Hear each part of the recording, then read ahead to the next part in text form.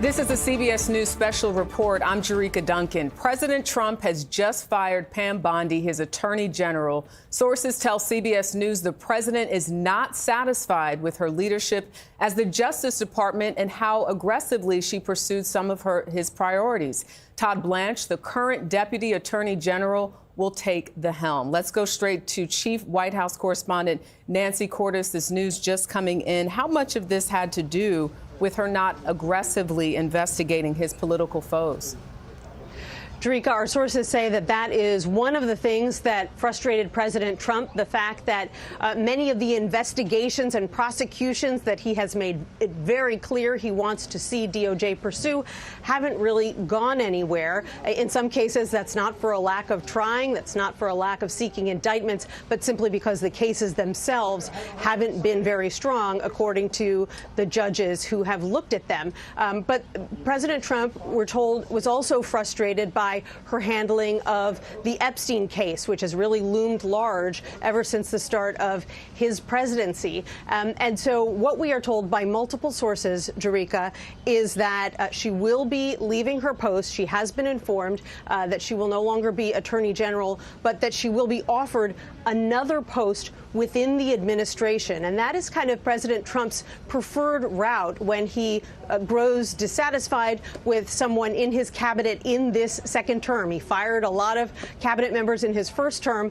This time around, he tends to ease them out and put them in another position so that he doesn't have to say that he made a bad choice or that they have been fired, because Pam Bondi in particular is someone who has been quite loyal to this president for a long time. What that administration post will be, we haven't been told yet, but we have been told to watch out for a Truth Social post from the president, and in that post we may learn about the job that he wants her to hold going forward. We've also heard that at least temporarily the job will be taken over by her number two, the Deputy Attorney General Todd Blanche, who was President Trump's lead defense attorney in his hush money trial, so someone who has also proven to be very loyal to the President of the United States. But there have been other names floated as possible long-term Attorney General cabinet members that would have to, of course, go through the confirmation process. And the name we hear the most is Lee Zeldin, who is a former congressman from New York and currently is the administrator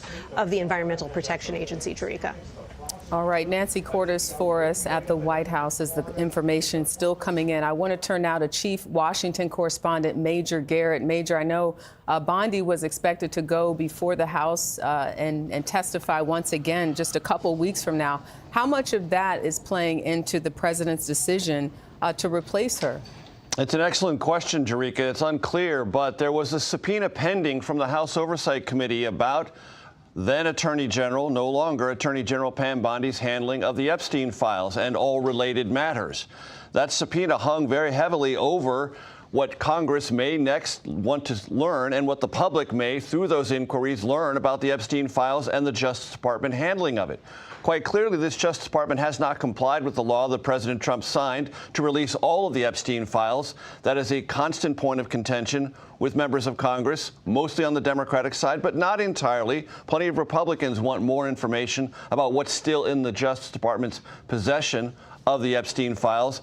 And now that Pam Bondi is out, she may seek to be removed from that subpoena authority of the House Oversight Committee, meaning she wouldn't have to testify at all.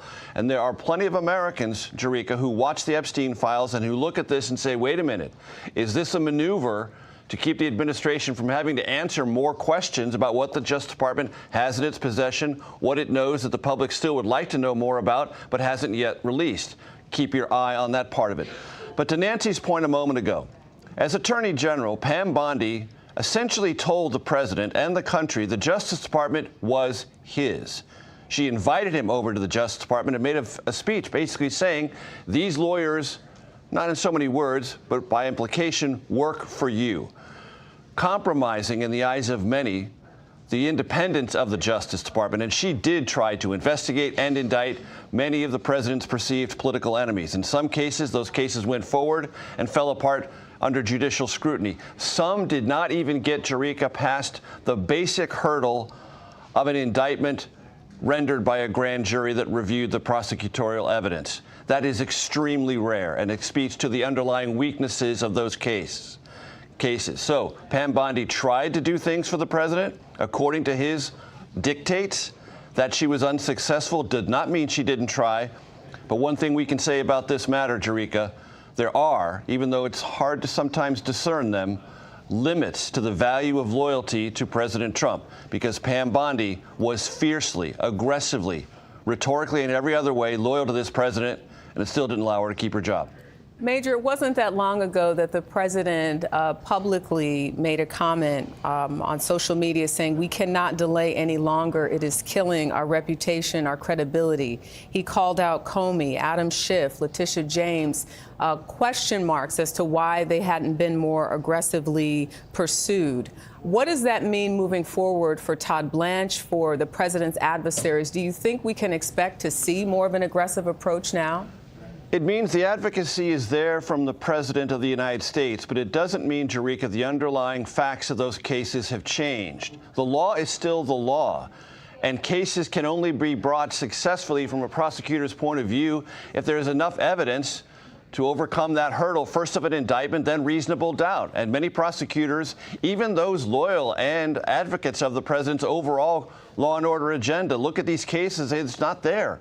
There isn't enough to go forward with it. That doesn't satisfy the president. His advocacy will relentlessly continue. We can be pretty well assured of that. But that doesn't mean the cases can be prosecuted in any more successful way than they have so far. And even as we look at the screen right now, Major, we see that large banner, the U.S. Department of Justice, Robert F. Kennedy building, but it's Donald Trump's face.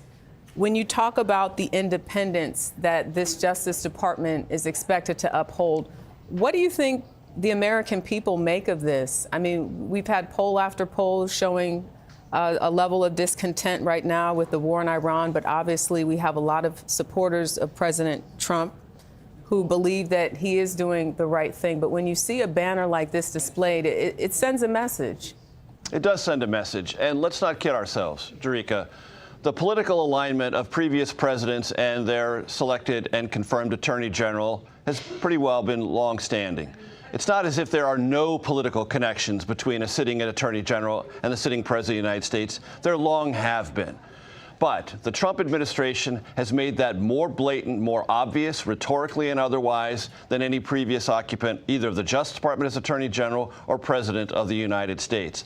So one thing that has happened under Pam Bondi's watch is dozens upon dozens, hundreds, approaching more than 1,000 lawyers within the Justice Department have resigned, taken buyouts, or just quit because they do not believe in the fundamental independence of that agency any longer. That's their decision.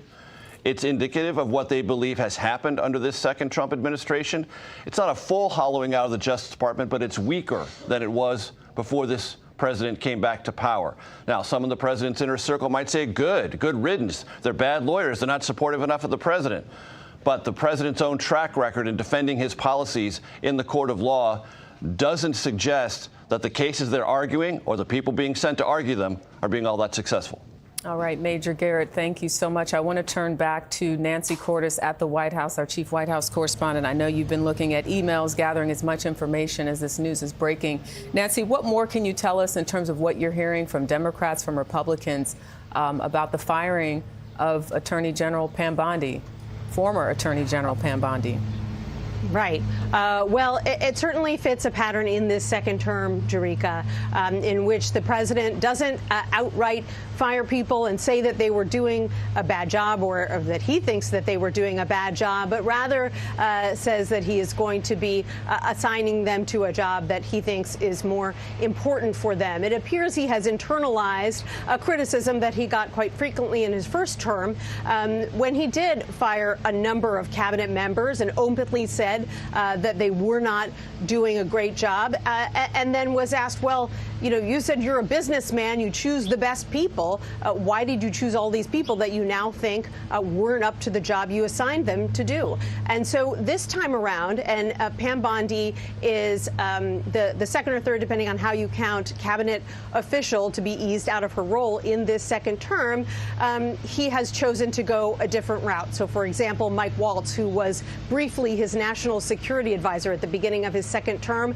is now the UN ambassador, and Secretary of State Marco Rubio is essentially doing double duty as the Secretary of State and national security advisor. And then just recently, the president announced that Kristi Noem, the embattled Department of Homeland Security secretary, would be moving on from her job and taking a role as a special envoy, instead working with South American countries to deal with cartels and other dangers from the South. And now we're just waiting to find out what position has been offered to Pam Bondi, whether she's going to take it, and what that will mean for her role going forward. But I think it's highly unlikely that we'll see a statement from President Trump slamming Pam Bondi, because she is someone, as Major mentioned, who has been so loyal to him well before we got into this second term of the President of the United States. Nancy, as you were speaking, the president just released through Truth Social a comment saying Pam Bondi is a great American patriot, a loyal friend who faithfully served as my Attorney General over the past year. Pam did a tremendous job overseeing a massive crackdown in crime across our country, with murders plummeting to their lowest level since the 1900s. We love Pam and will be transitioning to a much needed and important new job in the private sector to be announced at a date in the near future. And our Deputy Attorney General and a very talented and respected legal mind, Todd Blanche, will step in to serve as acting Attorney General. That, again, a statement from President Donald Trump. So just that information coming in. Again, it's live TV, Nancy, but thank you so much for your coverage, Major Garrett. Again, the news today, the 87th Attorney General of the United States now out after just a year. Our coverage will continue on CBS News 24/7, your local news, and tonight right here on the CBS Evening News with Tony DeCopel. This has been a CBS News special report. I'm Jericka Duncan.